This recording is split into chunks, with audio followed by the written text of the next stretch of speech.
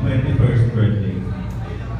Feeling ko sa lahat ng birthday ko ito yung pinaka-favorite ko so far.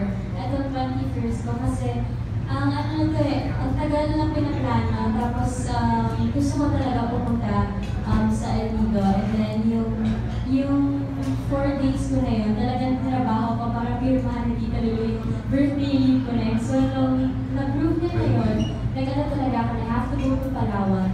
Kasi sa bucket list ko yan. So naikot namin, island hopping, and then kasama rin yung DJ of course. Ilang year na to na sinaselebrate yung birthday ko with him.